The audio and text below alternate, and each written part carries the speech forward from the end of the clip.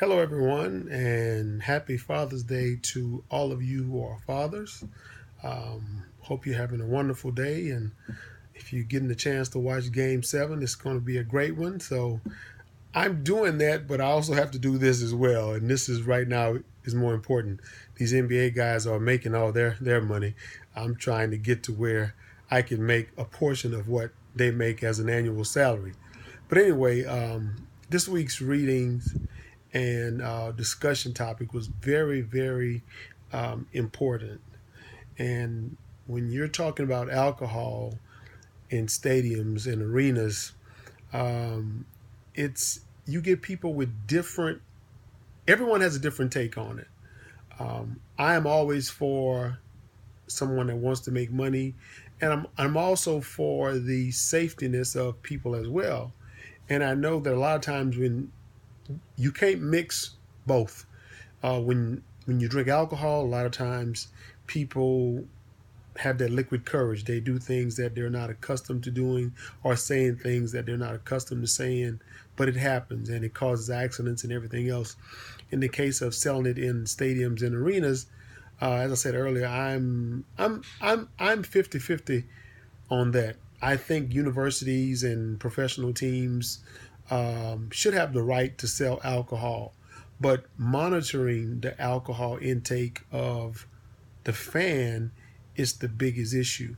Um, in my discussion, I wrote where I would go to a thumbprint and allow each individual a maximum amount of drinks. And Joshua came back with a great response in saying that it would be expensive. There are a few things that are in place similar, but it would be expensive for every arena to have the thumbprint to check the alcohol level. And what that thumbprint would actually do, it would actually show the arena exactly how many drinks that you have had, and also it would show your blood alcohol content. Now, I know I'm not one of those techie guys. I'm not a genius that can put these apps together, but I'm more than sure there's someone out there that can make this happen. But the object would be to have these thumbprints, and every time you would walk up to, say, a concession stand, you would put your thumb, and it would tell if you've purchased one already or if you have not.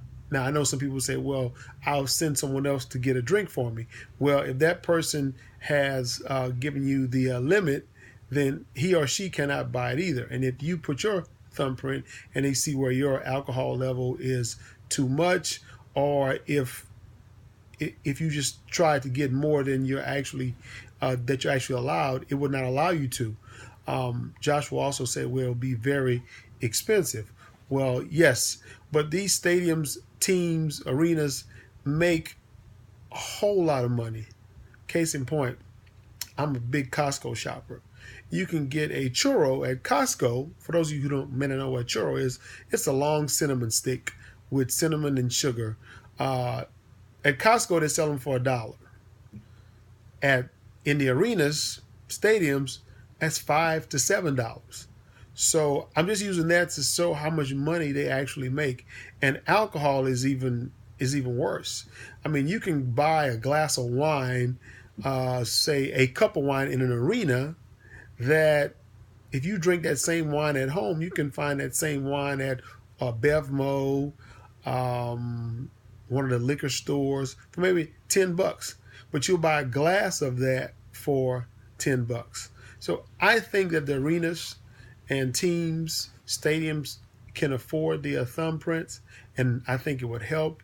It would cut down on all of the things, unnecessary things that people do whenever they are under the influence of alcohol. I happened to be at that Dodger game when the Giants and the Dodgers played, and those Dodger fans took advantage of this young man because they had been drinking and they were drunk and they were screaming and yelling, and the young man almost lost his life. I happened to be at that game sitting not too far from where they were, and I just thought that it was ridiculous for them to be giving this person a hard time because he had the other team's jersey on, because he was a fan. Well, that's his right. We live in America. When I lived in Louisiana and attended all the LSU games, I never forget, whenever someone would, or the opposing team's fans were walking by, we would say Tiger bait, Tiger bait, Tiger bait.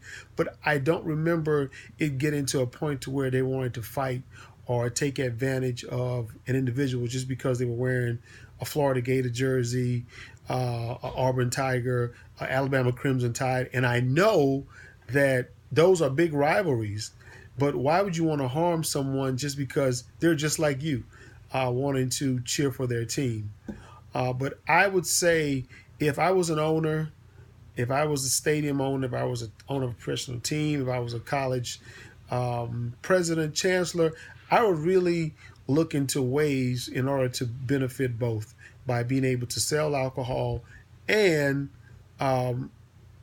eliminate any issues that may come with alcohol. And if that's extra police, just monitoring sections, you can only buy alcohol in certain sections, to where if you wanted to drink alcohol, you had to basically buy tickets in that section, and those tickets would actually be higher than normal sections. So I would just make it very, very difficult for those that would possibly drink and just overdo it. But other than that, I'm looking forward to the end of this. It's been great, everyone.